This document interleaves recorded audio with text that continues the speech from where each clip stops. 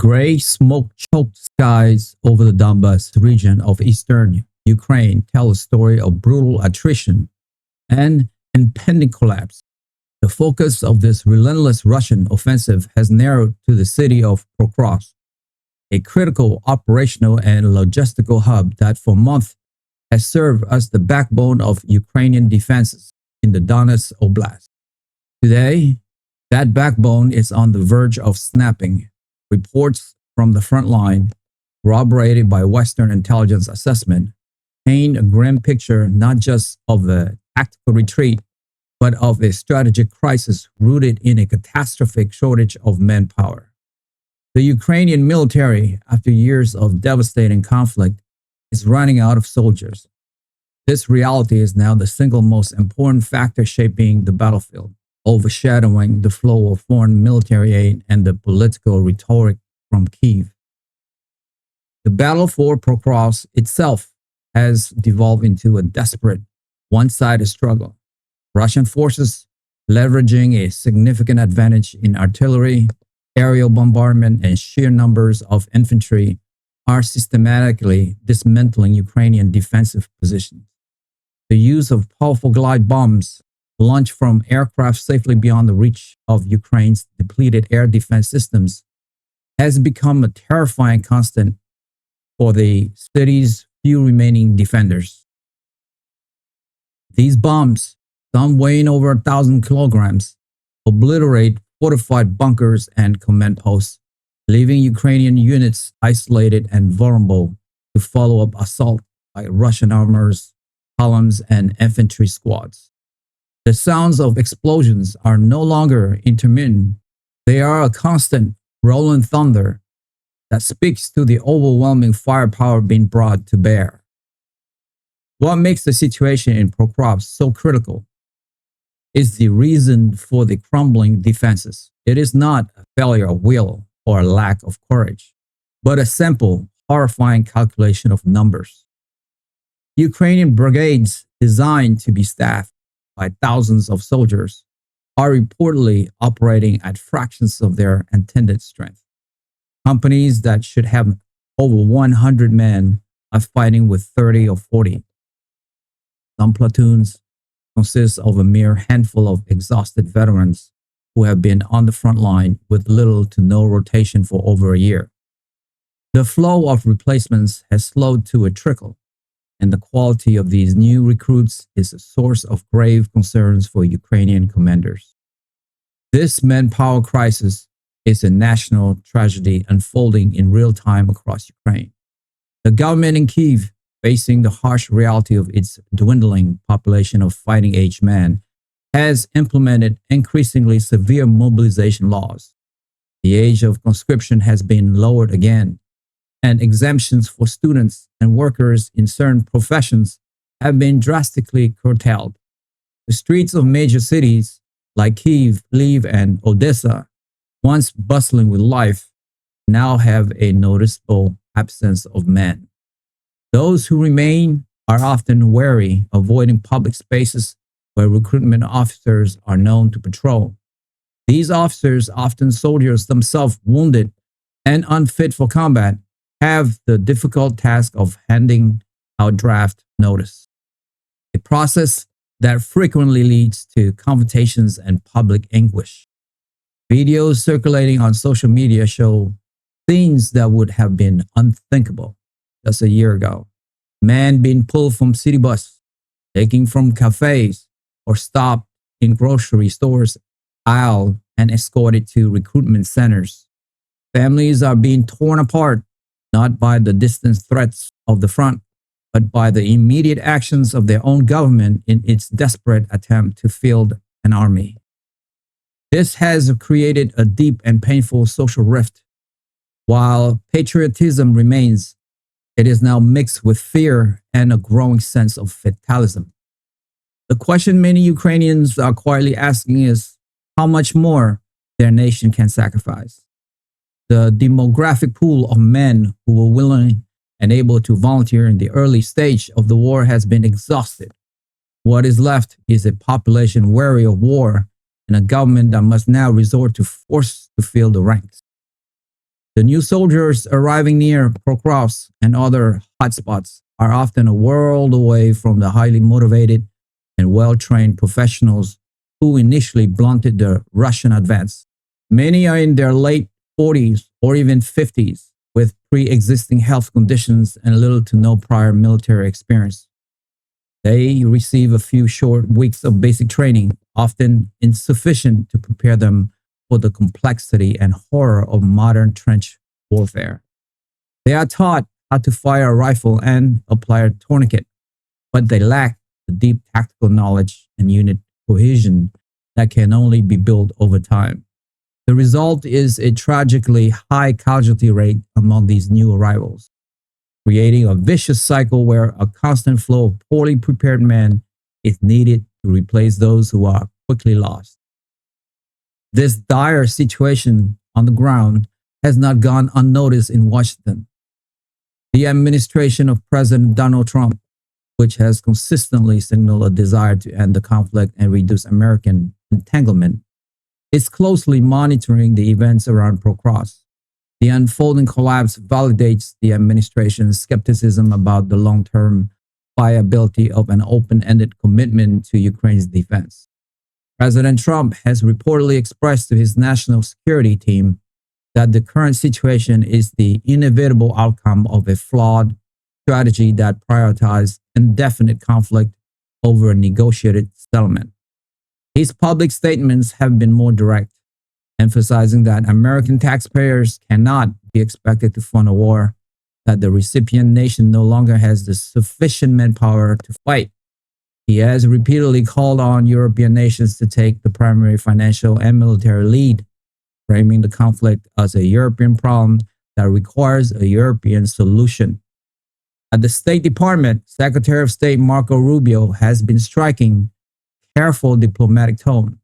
In a recent press briefing, he acknowledged the extremely challenging circumstance facing the Ukrainian armed force.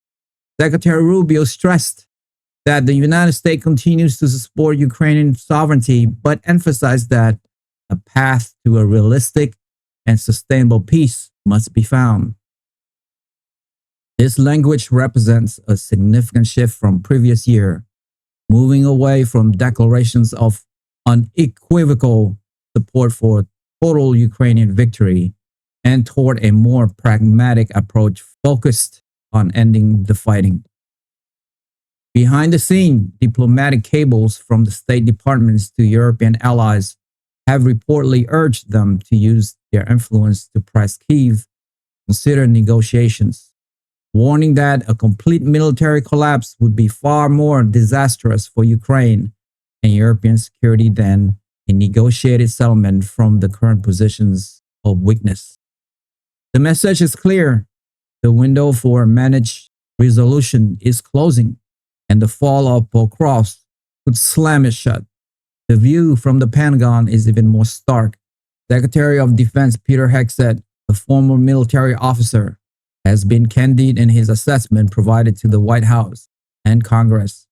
His focus is on the raw data of the conflict, ammunition expenditure rates, equipment losses, and, most importantly, casualties figures. Reports from the Department of Defense have highlighted that no amount of advanced weaponry, such as tanks or long-range missiles, can compensate for a lack of trained infantry to hold defensive lines.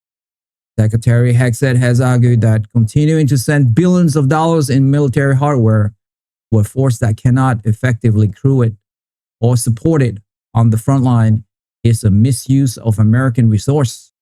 He has advocated for a strategic pivot, preserving American military stockpiles for American defense priorities and national interests, rather than depleting them in a conflict with diminishing prospect for success.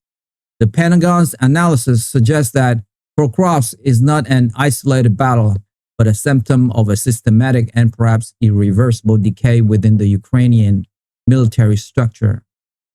This assessment is strongly supported by the intelligence community. Director of National Intelligence Tulsi Gabbard has presented briefing to the National Security Council that detailed the severity of Ukraine's demographic crisis. These intelligence reports, compiled from various sources including satellite imagery, communications intercepts, and human intelligence, confirm the understrength units, the hastily trained recruits, and the plummeting morale. Director Gabbard has long been a voice for a more restrained foreign policy, and her position as the head of the intelligence community give her assessment significant weight. Her briefings have reportedly cautioned against any policy of escalation, framing the conflict as a human tragedy that cannot be solved with more weapons.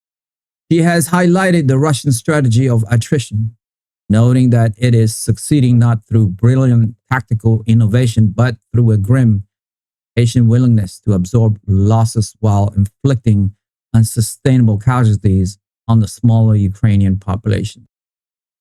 The Central Intelligence Agency, under Director John Ratcliffe, has provided concurring analysis focusing on the political and social stability within Ukraine. CIA reports have pointed to the growing domestic discontent over the mobilization policies and the economic devastation.